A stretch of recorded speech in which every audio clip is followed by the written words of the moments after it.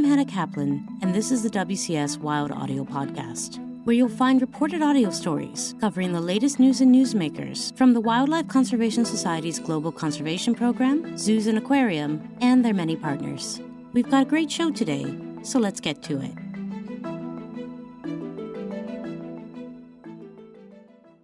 The Amazon basin is home to the largest freshwater system on Earth. These waterways don't just support rich biodiversity, they're a vital source of food and nutrition for millions across South America, where fish is often the most affordable and accessible source of protein. But this life-sustaining resource is under threat from mercury contamination, overfishing, and global market pressures. In this episode, we explore how Amazonian conservationists are blending traditional knowledge with science to protect rivers, restore fisheries, and secure a sustainable future for people and nature. Fishing in the Amazon basin is essential to the food security, health, and culture of over 40 million people. Spanning 2.7 million square miles and anchoring the Amazon rainforest, the region is vital to global climate regulation and biodiversity. And as WCS freshwater specialist Silvia López Casas notes, it sustains the livelihoods of the indigenous peoples and local communities who call it home. In the Amazon, everyone is a fisher. People rely on what the Amazon produces. It could be in the forest, but also in the rivers or in the floodplains or in the freshwater ecosystems.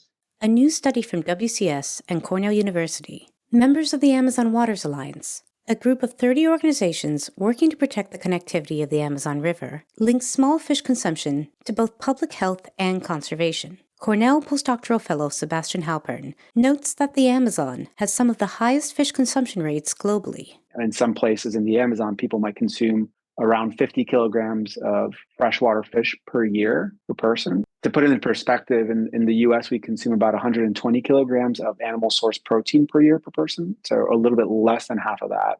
It's also this incredible biodiversity that people consume. So it's not only this amount, but in some of these places, we've recorded up to 120 species that any individual might consume over the course of a year. That's just an incredible amount of species. I mean, think about when you go to the supermarket, next time count how many species you consume, right? And then let me know if you reach 120 species. This rich diversity of fish, not just in nutritional value, but in species variety, is vital for both ecosystem balance and human health. Fish are an excellent source of protein, of course, but of micronutrients like iron and zinc, omega-3 fatty acids, which are only derived from fishes. Fishes are the cheapest, most nutrient-rich source of the set of nutrients. And so that's a critical piece. So it's not just one species, but it's this kind of myriad, this constellation of species that are available that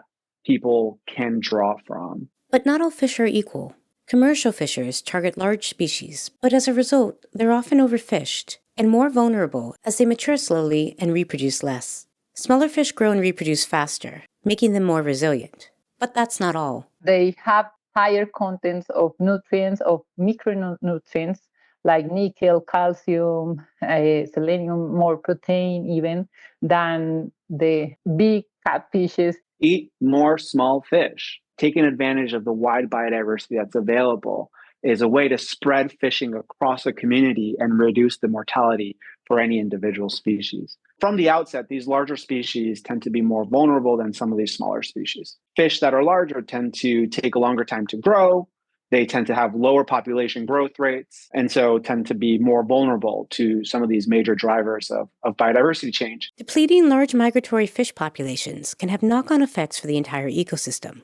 These species act as natural nutrient couriers, transporting vital elements from the floodplains to the headwaters and supporting ecological resilience. We oftentimes do see these cascading effects when you lose these top predators. You have these shifts in food web structure that might lead to cascading ecological impacts, from changes in the primary production to changes in nutrient cycling and transport across these systems. And small fish become even more important when you consider the growing threat of mercury contamination.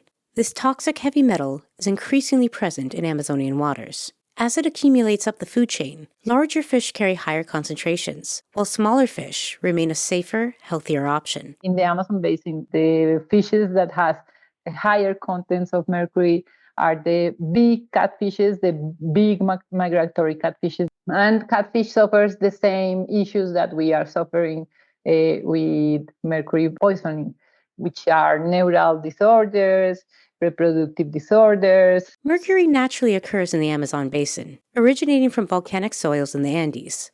However, deforestation and land use changes have released it into the environment, and illegal mining fueled by global gold demand has worsened the contamination, as mercury is used to extract and transport the metal. There's really great evidence showing that there's that mercury that is used in gold mining is not only washed into the waters, but then can also be ignited and be atmospherically transported to different places in the Amazon. So what's the solution? This recent study supports efforts encouraging communities to eat smaller, more sustainable fish, while creating clear, accessible materials to help consumers make informed choices. They're also working with governments to shape policy, hoping this publication sparks a wider movement to empower people to protect both their health and the Amazon. Everybody is talking about the mercury right now. It's a big issue, but no one has given to the communities any solution. Now they can choose the best species to eat. They can have a kind of control in their nutrition, in their health, and also in the biodiversity status of their ecosystems. Our key message is customer, you have the power to choose the food that is going to feed you the best. Also, with that, you are going to contribute to Amazon fishery sustainability. Steps that we want to take with this recent study is to put this information in a more digestible way that you can hand out to community members, et cetera. It's a multi-pronged approach. So there's a strong communication component here.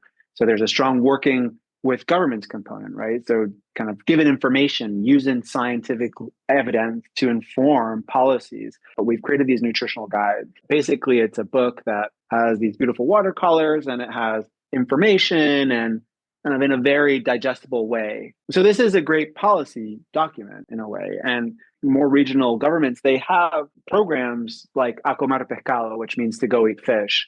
The WCS Bolivia just had this eat fishing fair where they getting the best chefs in the country to take advantage of Amazonian products, including fish, to cook within like elaborate meals. From the escalating threats of mercury contamination and overfishing to the urgent need to protect smaller, more biodiverse fish, the challenges in the Amazon basin are clear. But together with the Amazon Waters Alliance, WCS is working to shift consumption patterns, educate local communities, and influence policy to ensure a healthier future for both people and the Amazon. But I do hope that we can value the biodiversity in food systems, both as providing us with benefits, but also reducing the health risks as well as the ecological risks. We're living in a mass extinction. And so all of those out-of-the-box ideas need to be on the table. And if any of them just on their own or together can move the needle a little bit, then I'd argue that we're doing our jobs. For WCS Wild Audio,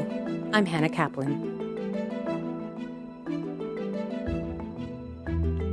Today's episode was produced and reported by Hannah Kaplan, with help from Dan Rosen and Nat Moss. The WCS Wild Audio Podcast is a production of the Wildlife Conservation Society.